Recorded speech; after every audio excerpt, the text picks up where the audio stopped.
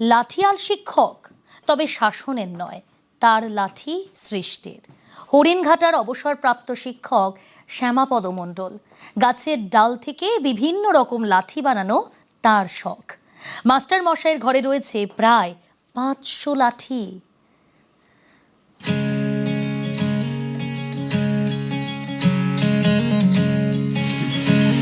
মায়াপুর যেতে গেলে এইটা নিয়ে যেতে হবে।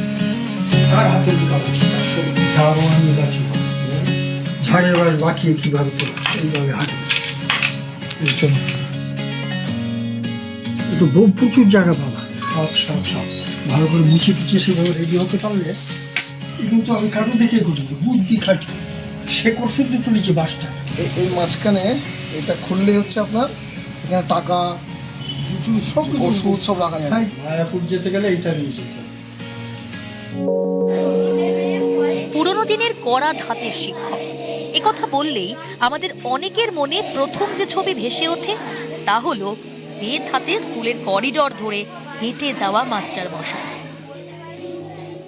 এই মাস্টার মশাইও লাঠিধারী, তবে অন্যরকম।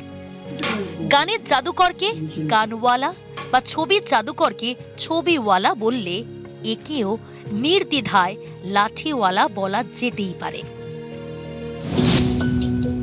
আরো মজা করে বললে লাঠিয়াল মাস্টার মশাই, তবে শাসনের নয়, সৃষ্টির।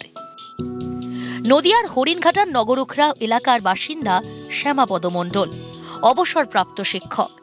বাগান করার পাশাপাশি সেই বাগানের গাছ থেকে নানা রকম লাঠি তৈরি করা তার নেশা, অদ্ভুত শখ।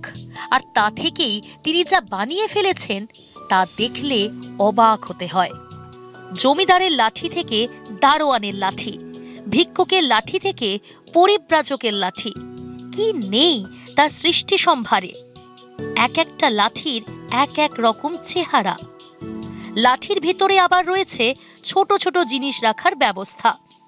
ছোট্ট খুপড়িতে বাদাম ভাজা, ছোলা ভাজা থেকে মুখশুদ্ধি, ওষুধ সবই রাখার ব্যবস্থা আছে। এটা একটি গাছের ডালের লাঠি, যেটা যিনি তৈরি করেছেন, যার কারুকার্য রয়েছে এবং নিখুঁতভাবে।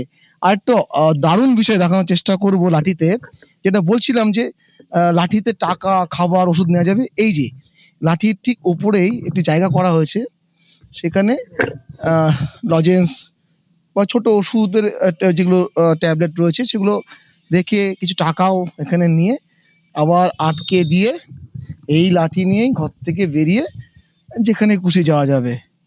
বাগান যেহেতু করেছি এবং বিচিত্র ধর্মী গাছপালা আছে, তো তাতে মনে হলো যে এই যে গাছের ডালগুলো আমি পাবো, গাছের কাঠ থেকে আমি লাঠির উপাদানটা পাচ্ছি। আর দেখলাম লাঠি আমরা সচরাচর যা দেখি সেইটাকে যদি আরও উন্নত পর্যায়ে নিয়ে যেতে পারি, তার মধ্যে বৈচিত্র্য আনতে পারি, লাঠির মধ্যে বিভিন্ন পকেট সিস্টেম করতে পারি, বিভিন্ন মডেল যদি বসাতে পারি লাঠির মাথায়, দৃষ্টি আকর্ষণ করবে।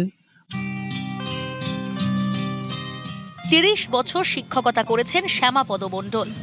অবসরের পর এখন আরো বেশি করে প্রকৃতির মধ্যে বাঁচেন। কলেজে পড়ার সময় থেকে গাছ সংগ্রহ শুরু। সেই নেশা আজ মহিরুহে পরিণত হয়েছে। বাড়ির বাগানে প্রায় 200 প্রজাতির গাছ, নানা ধরনের বাঁশ, রুদ্রাক্ষ থেকে সুন্দরী। গাছের তালিকায় কি নেই। আর এই সব গাছের নানা আকৃতির ডাল থেকেই লাঠির উপাদান খুঁজে নেন তিনি। একটা জায়গা পেলাম, পৈতৃক ভিটে পেলাম কাজ করবার। বাগানে বেড়াতে বেড়াতেই গাছের ডাল দেখেই ঠিক করি যে এই ডালটায় ভালো লাঠি হতে পারে। চেষ্টা করছি সবসময় ব্যতিক্রম ধর্মী গাছপালা রাখা, যেমন এই যে কর্পূর গাছ, লটকান গাছ, নাগেশ্বর চাপা, বাসক আছে, যেমন লাল বাসক, সাদা বাসক, কুরচি গাছ আছে, তার ডাল দিয়েও লাঠি করছি। কোনোটায় ছড়ি লাঠি ভালো হচ্ছে, কোনোটায় দারোয়ানি লাঠি ভালো হচ্ছে, কোনোটায় পচ্চলা লাঠি ভালো হচ্ছে। শ্যামাপদ মণ্ডলের সংগ্রহে রয়েছে তার তৈরি প্রায় 500 লাঠি। নিজেই পালিশ করেন। তার এই ঘরই যেন সংগ্রহশালা। হাতের কাজ, পড়াশোনার পাশাপাশি আর এক নেশা হলো নানা রকম জিনিস সংগ্রহ। বিভিন্ন রকম দেশলাই বাক্স থেকে ডাক টিকিট সবই রেখেছেন সযত্নে।